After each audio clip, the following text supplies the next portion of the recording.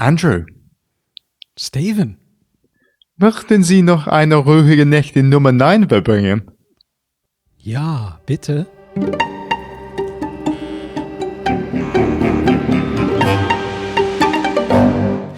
So we're into series 2 of the script book kind of revisit, and La Couchette is the first port of call,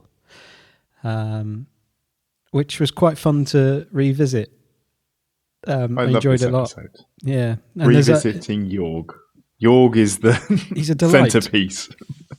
He is a delight, and the fact that I don't think I'd quite appreciated that he speaks the entire episode all in German, and it's just except for the last line. Yeah.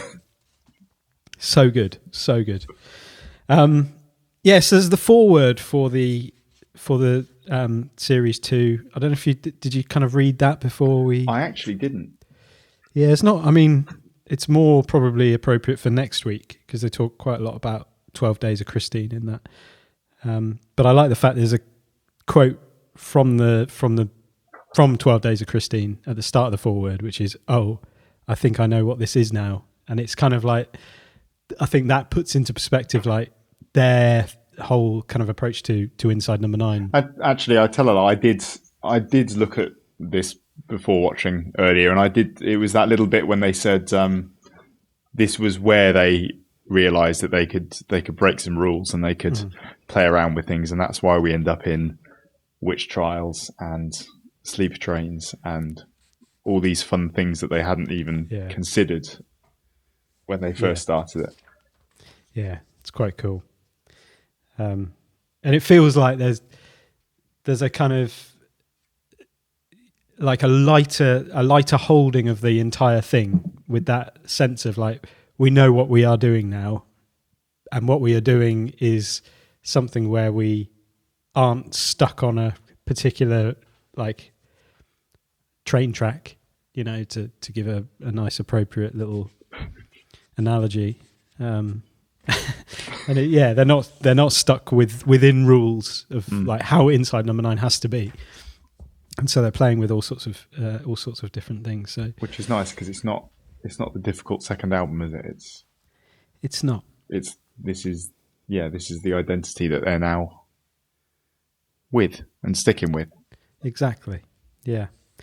And so, I mean, with La Couchette, there isn't a whole lot of stuff that's different in the script to how it came out on film. No. It felt like, you know, I was kind of reading it and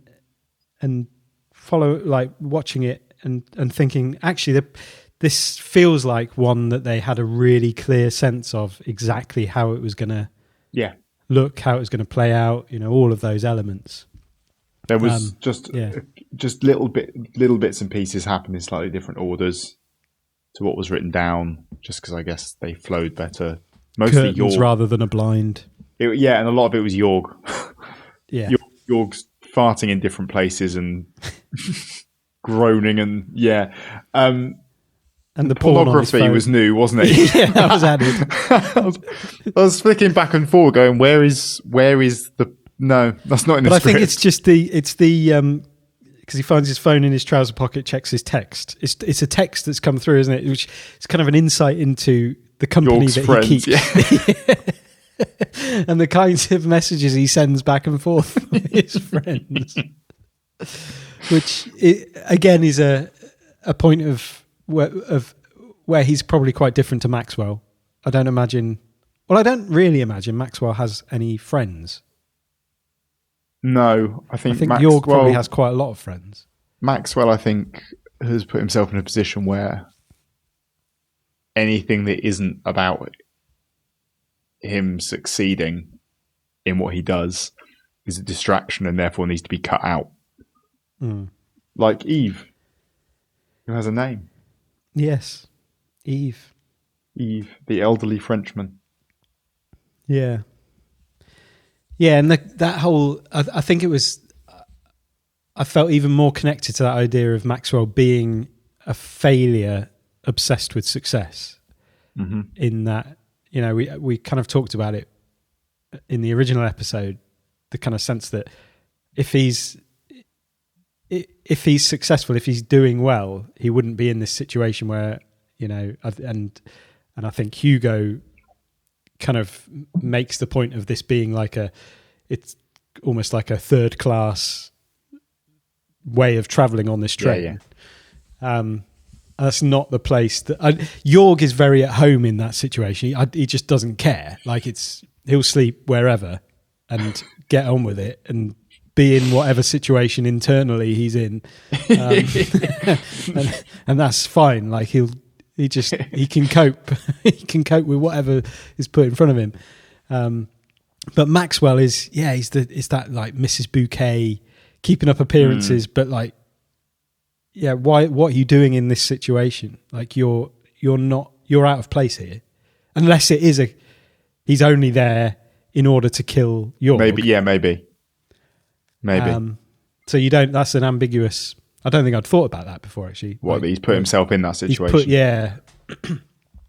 That's very possible. Which he probably has actually, because why would they be in the same carriage? He's worked hard there though. Yeah, because I don't imagine that the WHO would have booked train tickets for two interviewees and put them in the same carriage as each other. That seems a bit. It's asking for trouble. It's asking for this to happen. Yeah, would they have booked their entire travel for them, or would they expect them to book? Well, I don't know. I guess it's kind of up to you to some extent, isn't it? I don't really know the inner workings of. I could imagine it being recruitment practices at the World Health Organization. I've never had to. No, I'm not sure. There's a whole other podcast probably here. Very, very niche. Different recruitment around the world. Who pays for what? I think it's wholly appropriate to pick them up from the station. I think that's fine to have that sort of level of, like, you don't have to organise your own taxi when you're in a. Mm-hmm. But I don't know. If you happen to have a detailed interest in human resources and personnel practices around the world, let us know. Please do. What should be expected? Yeah. What's included in that whole interview package deal? Yeah. Because, I mean, most normal job interviews, you're expected to find your own way there. As far as the sorts of jobs that I apply for, yeah. Yeah. Maybe I'm just applying for the wrong jobs. Maybe. Yeah, and then they're putting them into, I don't know.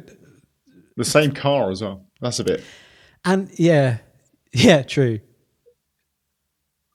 Yeah, but that strikes me as like they've realised they're both on the same train, so therefore, great. We may as well just we'll send pick one them car. both up. Yeah, that makes one car. Sense. But yeah, and if they're organising the travel for them, it's not a great way to travel. Like I'm not sure I'd appreciate. Like if they're going to pay for the travel, you'd want like a plane ticket. Yeah, I think you'd be assuming that they were both coming from the same place. I don't imagine sleeper trains generally call at a lot of stops on the way either, because that would be really disruptive. Yeah. I've been on a Maybe we're sleeper overthinking train. this. I don't know. Maybe we should just let sleeping Yorks lie at this point. Yeah, but it's kind of important. But it's in a way, it's a rabbit hole that we could get stuck in. That's a point. So, where's the hair? Ooh, I don't know. Speaking of rabbits, where's the hair? Where is the hair? We were going to do a "Where's the hair" sort of episode, or we were. This is think one it would I just be an really. episode. I have no idea where the hair is in this one. Where is the hair? My inkling would be it's maybe in one of the like nets where all the toiletries are, perhaps. Oh, or there it is. Have you found it? Where is it? It's in the picture. of Eve with his family. Is it? Oh, yeah. Yes. Nice. Very hidden. Oh, and Shona doesn't say anything about that in the words. He loves his green chair next to his sculpture of a hare. Would have been his hair was fair. Poetic. His hair was He used to love to share.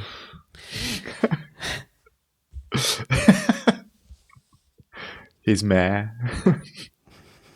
He owned horses. This is his lair.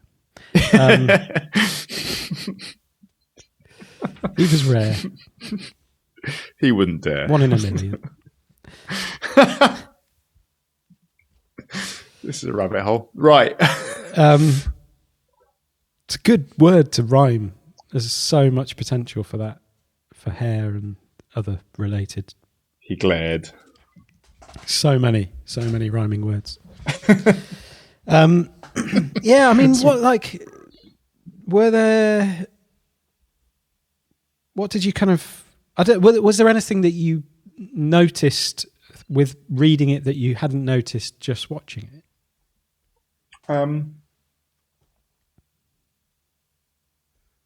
Not a huge amount. I mean, there was one line that now we know some other information. Thank you, Simon, from the Steakheart episode. When they were talking about the wedding, they said that they wouldn't want to have it in some pub in Hull. And it changed from being Hull to something else. What did it change to? I don't know. It sounded maybe a bit like 6 or 7 times. My wife was sat on the sofa next to me. She said, "You've got the script book in front of you." As I went back to the first it's the one thing that you can't actually. It's different from the script, and you can't hear it. I was like, "Is it Borough or something like that?" Durham. Did you hear Durham? I don't know. I just heard Aura. Well, it's clearly Aura of some sort. They sound kind of. They're referred to as working class Yorkshire couple, Les and Kath. Okay. So, yeah, like Durham is obviously not Yorkshire, but Borough is also, I'm not sure, a place. It's just a kind of generic vague word. Yeah. The borough. The borough. Yeah, I noticed that had changed. Yeah. Yeah. They realised that a watch alarm wouldn't be nearly as annoying as one of those little travel alarm clocks.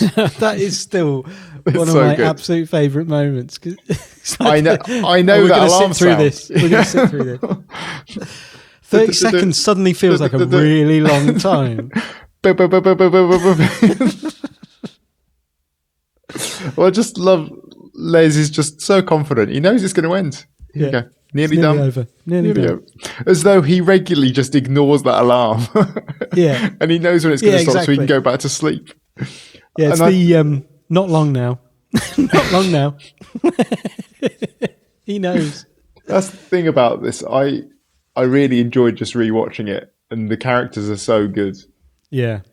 And that, Les and Kath as a couple, I think I felt more. There's some, and it's helped by the directions on at the end, just before that, when Les is apologising to Maxwell. Sorry, I'll be quiet now. And there's something quite sweet about the fact that he could be like an obnoxious, aggressive character, but he's not. He's just a bit of a clumsy. Yeah, exactly. And then there's a direction that says Les settles himself down, which is that's nice. Something quite sweet about self-soothing. That. He's just settled, Les like a baby sucking their thumb to get to sleep. Yeah, and then he looks across to Kath, who mouths "good night."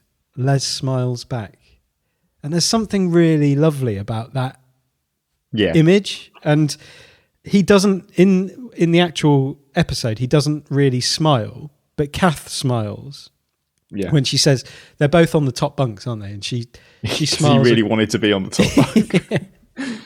And she smiles across to him and says good, as if like this is a really lovely situation that they're in. Like, and maybe they're thinking about, obviously it's their daughter's wedding they're going to, but I don't know. It just feels like a genuinely nice interaction and relationship. Well, just stage. Before that is one of my favourite lines when York said, "Wer pissen sich," and then farts. Yeah. And that was one of my favourite York lines. It was delivered with quite a lot of malice and intent. Wer pissen sich. So what does that mean? I don't know. I don't know what it means, but that's how well it was delivered. Yeah. Wer pissen sich. I thought you spoke German fluently, given the introduction you gave. Oh, it means fuck off. Oh, does it? It does. My German teacher never taught me that. I've got some questions. What else didn't he teach me? Who's he saying that to? Les. Because Les had turfed him out of his bed and then was being stroppy about the suits and the suit in the bags. Ah, right. These are for our daughter's wedding. Wer pissen sich.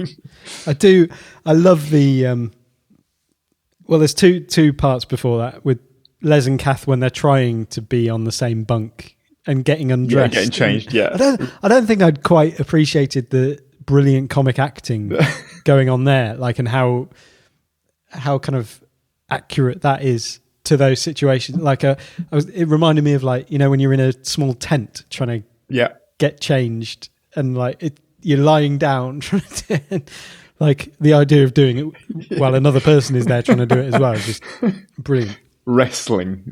Yeah, exactly. As their arms scrape on the ceiling, Les tries to remove his jeans, but he hasn't got space. They fumble and wrestle like this for some time before getting completely tangled in their own clothes. And they convey that perfectly. It's really, really great acting. And then that brilliant exchange when Les, you know, that's my wife's bed. Yeah. Yeah. Warum nicht? Yeah. Is that okay? And that, as a line, that is brilliantly passive. You know, the British, the kind of, yeah, is that okay? It's like he hasn't said, can you get out of the bed? He's just said, it's my wife's bed. Is that okay? And it's like, well, yeah, okay, she can join me. Then, no, not with you. You have to go down.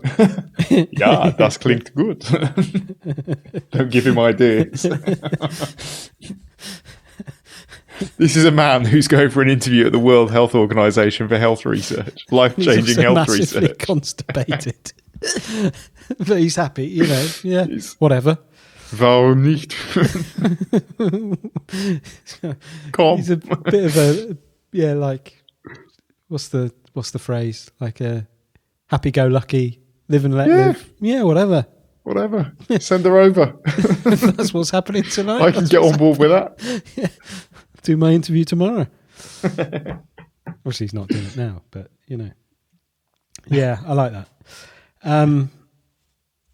So, International Couchette Night. There it is. Shona, enter Shona. Enter Have you Shona. got something to say before that? Yeah, it was only around, in fact, it comes after that anyway, so let's stick with Shona. And Hugo. Shona and Hugo. Who decide to only share one can of beer. They do. I guess it's more real. Yeah. I think that was a good choice, yeah. Yeah, there's no need for a second can. Tin. Actually, this isn't the first time that we've talked about script changes in this episode, is it? I think in the first time that we spoke about this episode, we'd watched the BFI interview, and they'd spoken about Jack Whitehall changing lines, and it was the bit with the shoebox later, and it says, "I can see blood." So can I. And I'm pretty sure we spoke about that first time round. Oh, did we?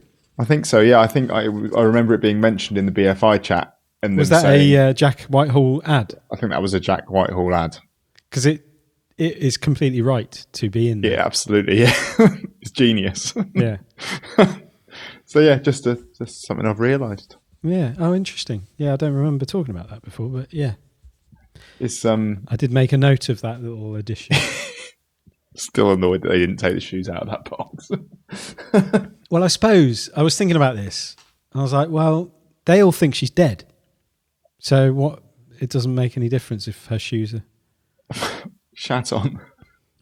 I mean, it's quite disrespectful. But what do we have dead. to remember her by? Shit on it. Yeah. The only thing we've got that's Kath's here. Yeah, do a shit on it. She's dead. Doesn't matter. Where's her dress? Yeah, do a shit on it. York, another. Got a job for you. I've got a job for you. And then, obviously I made a note of Hugo's line, Shittington, which I was like, when I watched that, I was thinking that can't be in the script. Sure, that's so Jack White. That's a Jack Whitehall ad lib, surely. They've written this for Jack Whitehall, haven't they? It is there, yeah. Shittington. And then, obviously that's that's related to what we were just discussing. That's a little, it's kind of a bit of a some would say. Chekhov's shit. I wouldn't say that, but some might say that. Some might say that. I also noticed, I don't think I noticed before, there are a lot of these shots where someone says something at the end of the carriage and then the camera is then facing everyone looking at them. A couple of times I noticed that and thought it was a really nice shot. Jack Whitehall, it happens with Jack Whitehall when he says something about, he's talking about films.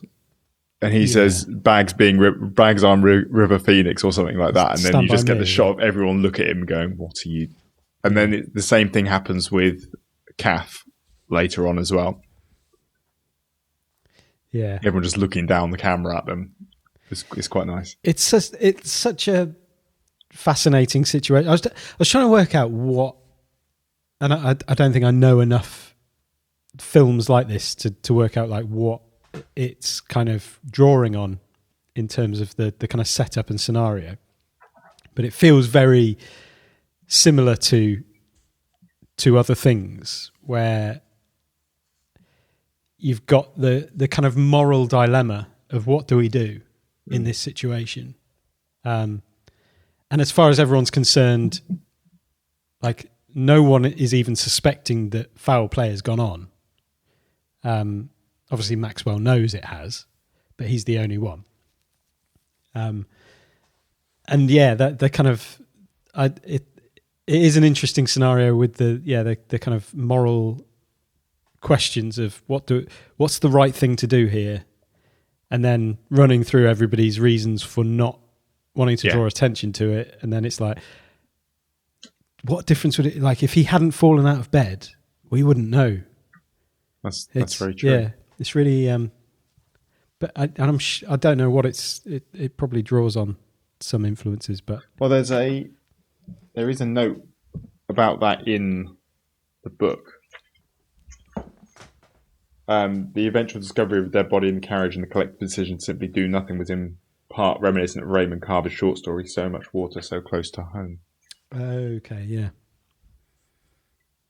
So maybe it's that. But I didn't know that existed. No, I've not seen that, so I can't say that's... I can't say that it put me in mind of Raymond Carver's short story, So Much Water, So Close to Home. No, but who knows? Yeah. Yeah. And I wonder, because Maxwell he doesn't seem like too flustered at this point. It's because this is not a part of his plan. No, he was just assuming that body was going to just be found in the morning. Yeah. I take it. It strikes me as a bit odd that they have this whole conversation about the interview at the World Health Organization. I was wondering about this. Yeah. How out of it is Jorg at this point, feeling unwell? Because I'm pretty sure he'd pick up World Health Organization and probably pick up slightly on the fact that there's a conversation going on about the place that he's got an interview at tomorrow as well. Yeah. Even with a limited grasp of English, World Health Organization, you'd know. I know. Yeah, because obviously they've done the work of him not understanding any English or very, very little English, which is required in order to, lose things in translation and stuff. But yeah, exactly. Like, he knows what the WHO is. Is the plot that he's feeling so unwell that he's kind of oblivious to? Because I guess it would take effort to try and keep up with a conversation that's not in your native language. And so if you're feeling unwell, you're probably just sort of closed off to it. Yeah. And writhing around, moaning. Quite possibly, yeah. And then, because Maxwell then says he's going to explain the situation to our German friend so we're all on the same page. Yeah, exactly, yeah. And there's no reason for him to think that he shouldn't just tell him exactly the same thing as he's told everybody else in German. And I think is this where he then administers the laxative? Laxative, yes. Yeah. So it's whether Jorg is completely out of it and just in a lot of constipated pain at this stage. Maybe, like I say, you probably just kind of go, whatever. Stuff's going on around me, but I'm not getting involved. I've got a big interview tomorrow and I'm in a lot of pain. Well, he's not really that fussed about his interview having consumed his own body weight in beer and bratwurst, apparently. Well, exactly, yeah. Slightly offensive. It is a bit offensive. He's German. He's probably just drunk a load of beer and eaten loads of sausages. bratwurst. Yeah. Yeah, the other thing I noticed was the time scale that we're talking. Yeah, I thought that as well, actually, because he says that he's got 8 hours, and then it goes down to 3 a bit. 3 hours, 52. He has 8 hours and 42 minutes. So over 4 hours have passed. I was trying to work out the difference between what that time is in between. So 8 hours and 42 minutes down to 3 hours and 52 minutes. Is it 3 hours and 50? I don't know. I gave up trying to work it out.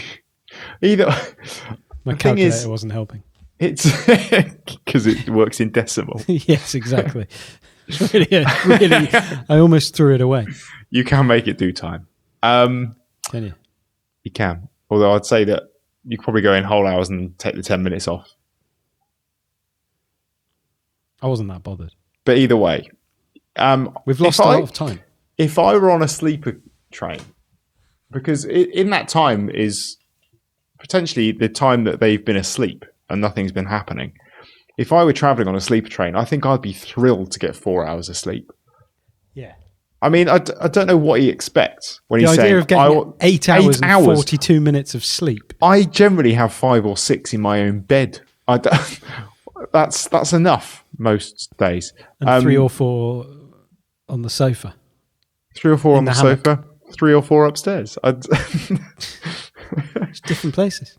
Horses different places, different needs. Market forces. 8 hours just seems greedy. It's a lot of hours for like an unusual situation. Yeah, it's fine if I've got an interview tomorrow. I'll get an early night. I'll go to bed at 10 in your own home. Yeah, I'll get up at 6. That makes sense. I'm going in a sleeper train with 6 strangers. Yeah, madness. And one of them's dead, and I know that they're dead. Like, how can you sleep? I wouldn't be able to sleep. How do you sleep at night? I mean, this is very much where that should come from. Yeah. If you killed someone, you're in the same room with them. How would you sleep that night? Exactly. Oh, the other change with Jack Whitehall was top and tail to spooning. Not spooning. I think weird choice. Spooning is worse. Yeah, and it felt more like he really is okay with this. He's kind of leaned into it a bit, hasn't he? He's embraced it wholeheartedly. A little too much. Yeah. And he's a confusing character because, like, I think all the references to kind of films and fictional characters and stuff like that make you feel like he's lived life not in reality but in his own head. It's like when they're talking about Mannequin P, and he knows about Mannequin P. He knows the designer and when that happened, and he's read that from a book. Yeah. It's not his traveling experience. But then he is still in this situation where he's managed to almost... He's quite a good con artist to some degree. Like, probably better when there's not a dead cadaver in a bed. A dead cadaver as opposed to a live one. Yeah. I think, well, unless this is his first time abroad and he's just a bit of a chancer. I mean, he would have been abroad with Mummy and Daddy, I would imagine. They probably have a chalet in the Alps and they go skiing most winters. Okay, yeah. So I imagine that he's done travelling with them, but I don't imagine he's someone who's spent a lot of time out on his own. Yeah, so he's done a lot of travelling, only child, watching films. Yeah. Living in his head. Yeah, because I think he probably would have watched Murder on the Orient Express far younger than most people would, because Mummy and Daddy were watching it. And he went to boarding school as well. He went to boarding school. Handled all the stiffs. The other one where they all look at him. Apparently, when you hang yourself, you get an erection. That was the one. Yeah. It's like completely irrelevant, and he says that. Sorry, it's a fun fact. Yeah, it is completely irrelevant. It has no relation. No one's hung themselves, and no one's got an erection. Unless he, he might. But then, even that sort of the encounter with Shona is like he's chancing to get somewhere to stay. Yeah. I'm not sure he particularly wants to. Well, there seems to be some but then he does. Romance at the end. Yeah, it's kind of like there's a, which makes you think maybe he's that flaky, like he is that sort of like, you know, in the same way that he's probably like some similar character to Jorg. Like, yeah, okay, yeah, your wife, she can why not back into her bed and I'll stay here. It's the same kind of thing. Yeah, maybe Jorg is his dad. What is it with you with this episode and your ridiculous theories? This episode brings out the worst in you. So we can't get through this episode without mentioning the deer, because this was where it all began. I had goosebumps watching that bit because I'd forgotten that this was the origin. When the Genesis. When the train stopped. And actually, I'd forgotten why the train stopped, and I was wondering if she had pulled the emergency stop. No. I thought Les would be livid if she had, because he wanted to. He's such a child. He is. I've always wanted to do that. The only thing I was looking forward to on this trip was sleeping on the top bunk. And your daughter's wedding. Bless him. Yeah, but it was the deer. It was the deer. The deer that saw the murder event, chased the train, and then threw itself in front of it because it was so distraught about seeing the murder. That was.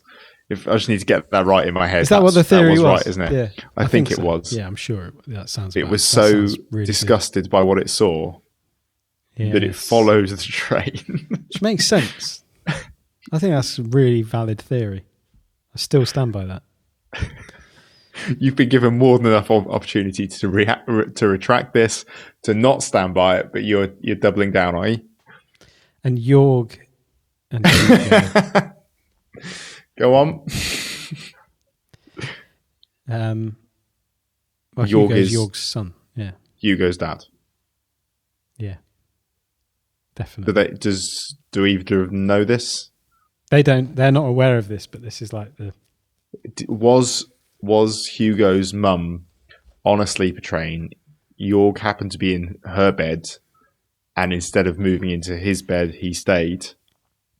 Yeah, and Hugo, something happened with his mum, and then Hugo has been travelling on sleeper trains ever since.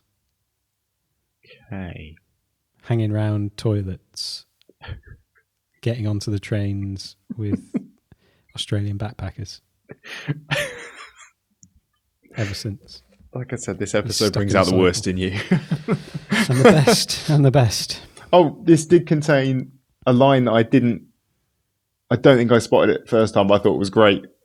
Was when... is this the Dr. Dolittle? It is the Dr. Yes! Dolittle! How did I not notice that? Genius joke. Such a good joke. Little. Yes. Do little. It's genius. Yeah, I made a note of that. I was like, that's a brilliant joke. And it just gets sort of... Swept away. Yeah, it doesn't have the prominence that it needs. No, it was genius. Yeah. I'm sorry I don't speak dear. I'm not Dr. Dolittle. Well, you are to me. Yeah, brilliant. Because I spent a little bit of time thinking, like, what does that mean? You are to me. Like, that's just... Because he didn't do anything. Yeah, and then he wanted to do nothing. Yeah, Dr. Dolittle. He has done little. He is a doctor. And he's For anyone listening who didn't understand the joke, I think we've dissected it to the point it's not funny anymore, but in true Stuart Lee fashion, if we keep going with this for the next 5 minutes, we could bring it around. It's a really genius joke. Because they've obviously... Dr. Dolittle is a... he's... If you weren't aware. He's an animal doctor person. Vet.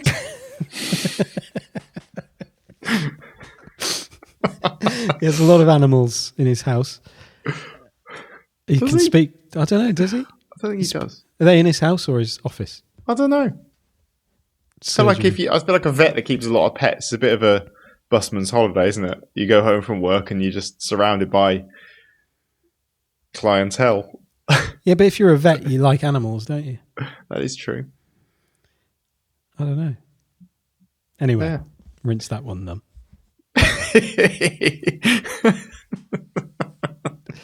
I like the end is really absurd. That, you know, when they're all sort of saying their goodbyes, and it's as if they've actually really enjoyed themselves. Yeah, like they've really enjoyed getting to know each other. They've connected with each other on a level here. It's a really absurd end. There's a shared experience here of. Well, as far as they're all concerned, apart from Maxwell, they all just happen to be in this carriage with a dead body. That was something that they all had in common. That they shared this body tumbling out of the bed in the carriage they were in, and yeah, no one knows why. Yeah, Except, and they make sure.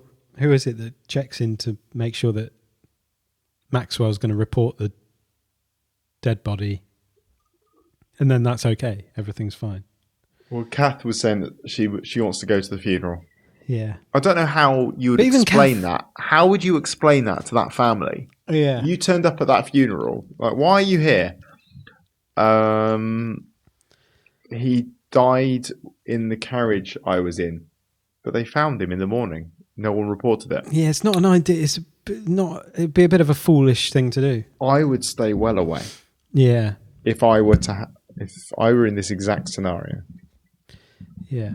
No, I'd just maybe raise a glass to him at the wedding and just quietly between yourselves. That'll do. In your new shoes. Your new shoes. Yeah. Definitely. I love the fact that Kath invites Shona and Hugo for to the wedding. Come to the wedding. No. That's not it's that level of like we've all really connected. We've all had this like brilliant time together here tonight. But some people like to do that though, don't they? You kind of get caught up in that moment. You're like, right, well, this is it now. We're best friends for life. Well, I guess sometimes it's a bit of it's a polite invitation, but this sounds kind of genuine. I think some people are like that though.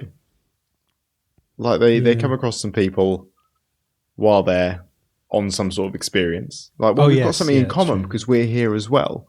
So we must we've got something in common here. And so if you're here and we're enjoying each other's company, then this is it now. If you're ever in the UK, yeah, I've had that. Yeah. come and say hi. And you're thinking like, we're never going to see each other again. That's never going to But happen. let's just enjoy this moment.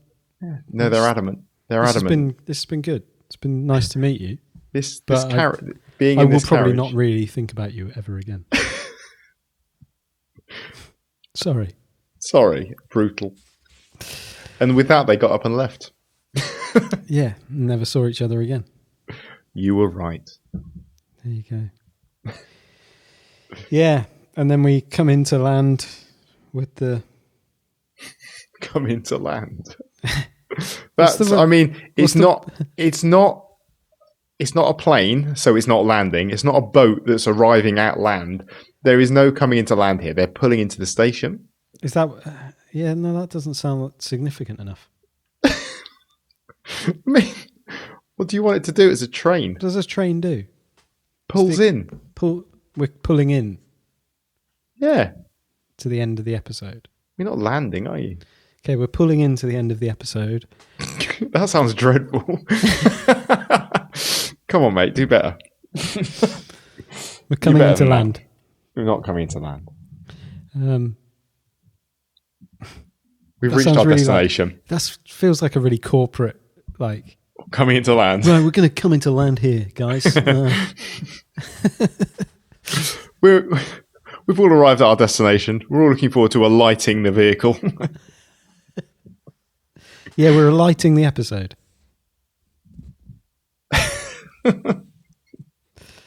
And I don't really have anything to say about the end. No, I think we've covered the end. I just really enjoyed it. I really enjoy Jorg rocking up at the doorway in his with his hair done, his suit, bowels completely free and easy. I did like the direction right at the beginning with Jorg is just a large, sweaty German businessman. I know, but that's not him anymore. No, he's now a large, clean, slick German. I mean, there is doctor. a nice feeling about having a stomach that feels dreadful and then it just being gone and feeling free and just happy. And also, yes. when when you're like traveling and you haven't had a shower for a while and you stink. I hate it. It's horrible. And then you have a shower, get into some fresh clothes. Like a new man. It's just beautiful. Such a nice feeling. Gary Newman. That's who you are at that point. Yeah, they're in my car. It's a train, mate. Come on. Keep up. Here in my train. We're getting in They are. You're right. Good save. I am your driver. I'm at the car park. Gary Newman.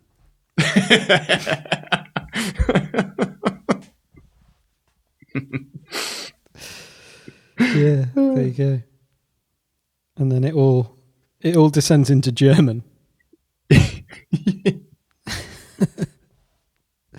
Neun Bay. Neun Bay. Neun Bay? He checked. He was supposed to be in 9B. I love the just the kind of laissez-faire attitude to, no, I checked. He was supposed to be in 9B. It's like he hasn't really done enough, what's the word? Like... Verifying information. Yeah, exactly. Like that sort of thing. You should really check. If you're going to kill someone, you need to know probably that he's the right person. If it were just me and him in the carriage, I'd have probably had a conversation just to double check. Yeah. So what are you doing? Where are you going? I've got an interview tomorrow. Great. Where is it? Cool. Just checking. World Health. Okay. Okay, cool. Fantastic. I'm going to kill Done. you. Bye. As he sips his beer. Yeah, no, exactly. Yeah. Be better at murder. Yeah. Dr. Dolittle. I'm Dr. Meyer. No, this is Dr. Meyer. 9. 9. So I love that. And then it's the look when he's walking out. It's like he knows something more than he's letting on here. Which, coming back to that conversation we had earlier about, has he heard the WHO stuff? Like, Maybe. does he know? Is there something? I don't know. Maybe. No, Nine Bay. Nine Bay. Ah, good, man. Cool. Yeah, happy with that. Yeah, I'm happy with that. Anything more to say about the Couchette? I don't think so. I think, like you said before, we're getting to a state of numbness. Yeah. Are we? Rinsed.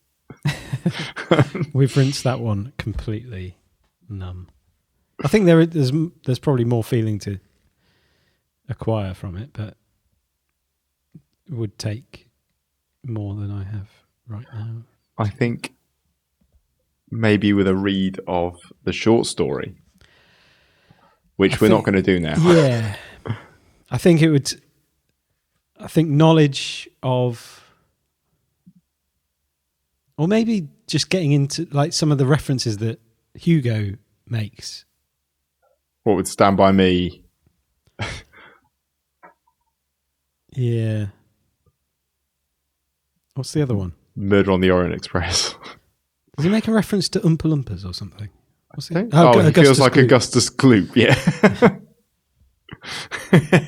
Why does he feel like Augustus Gloop? The River of Chocolate, I think, probably. Oh, okay. The big chocolate waterfall in Willy Wonka. In Willy Wonka's factory. I imagine. That makes sense. I can't think of anything else that would. I'm not going to rewatch that. I watched that so many times. It's my Which one? Gene Wilder. Yeah. Oh, there's only one. There's only one Genie Wilder. I used to watch that every night before I went to bed for about 6 months.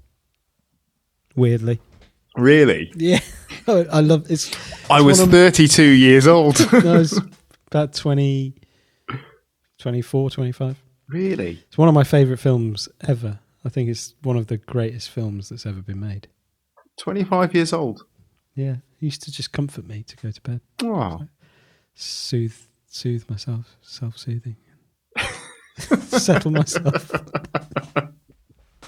I used to just cry out for hours and hours if I didn't put it on. And then I realised, Mum! Gene Wilder, Mum, Gene Wilder, Gene. It's a great film. I love it on so many levels. Yeah, like a great glass elevator. Oh, good, nice one, mate. Cheers, mate. Right, anything more to say? I don't think so. Just the usual insert. Do we have to say it? Guys, you know where to talk to us now. Well, no one's by this point. No one's rated. Oh, you didn't actually give a iTunes disclaimer at the beginning, did you? Oh yeah, if you're listening, if you've just listened to this, bad call. If you haven't already, go back and listen to the original episode first. Then come back to this again. Yeah. If you haven't seen Inside Number 9, Series 1, Series 2, Episode 1, like Couchette, this was a really bad listen, I imagine. Yeah. Well, maybe you took something from it. I don't know. The whole deer thing. Yeah. Yeah, great. Yeah, if you've got anything to share with us, then do email us, quietnightinside09@gmail.com or Twitter, AQNAN9. And please do rate and review the show on iTunes or Apple Podcasts and wherever you listen to this, because that hasn't happened for a while. Is it not? It's all been a bit barren, I think. We're barren land. Well, we're a comfortable shoe at this point. Yeah. It's been a long time. We're getting towards a year of this, aren't we? It's quite incredible, really, that we've managed to keep this up for nearly a year. Been speaking to each other every Sunday evening for nearly a year, which, given circumstances outside of a pandemic, we would never do. Probably not. We might go a year without speaking to each other. It's more likely. More likely than speaking every weekend for a year. But there we go. That's what a pandemic does. Yeah. There you go. Maybe we should do something for our year, For our birthday. for our birthday. Yeah. If you want to send us cake, figure out a way. You know what to do. Send us cake. Is cake what you want? You could ask for anything. It doesn't have to be cake. Oh, well, I felt like that's a birthday thing. Oh, yeah, I see what you mean, yeah. Oh, I see. Yeah, there's a link between birthdays and cake. Balloons, a clown, Cards. Mr. Jelly. Mr. Jelly. Mr. Jelly rounds for a birthday party. That'd be great. To be fair, if Rhys Shearsmith appeared at my door dressed as Dr. Jelly, Dr. Jelly? Look. You're Dr. Jelly to me. Dr. Jelly. Well, no, he was Dr. Jelly until he became a surgeon and went back to being Mr. Jelly again. That's what happened. That's the real story of Mr. Jelly. Or he did a doctorate and became Dr. Jelly. Dr. Jelly, Dr. Jelly. Right, let's wrap this up. Yeah, if you've got any suggestions for what we could do for our birthday, or you want to send us cake or jelly. What date actually is our birthday? I think it's May. Is it May? We might be allowed to actually do an in-person podcast. I'm not sure I want to actually spend time with you. In the same room. Good Lord. That would be weird, man. May the 2nd was our first. May the 2nd. So, where are we now? March the 16th. This will be going out. That was an incredible impression of a deflating balloon. Well done. Cheers. It's fair. Yeah. So you guys have got a couple of months to sort your act out. Yeah. What, month and a half? Let us know what we should do. And we'll do it. Maybe. If we like it. I'm happy to commit to just doing whatever. Because I know that you'll rein that in. I'll be the reckless one. Fine. I'll have to be the grown up. I'll be the bad guy that says, "No, Andy, we're not doing that." And you'll say, "Well, I wanted to, but Steve wouldn't let me." Exactly. Yeah. Sorry, guys. I was on your side. Cool. Yeah. Think of some stuff. Let us know. Cool. I'm up for it, but Steve will probably veto it. Okay. Oh, you know. Have a good week. Good week. Good week. Goodbye. Bye-bye. Bye-bye.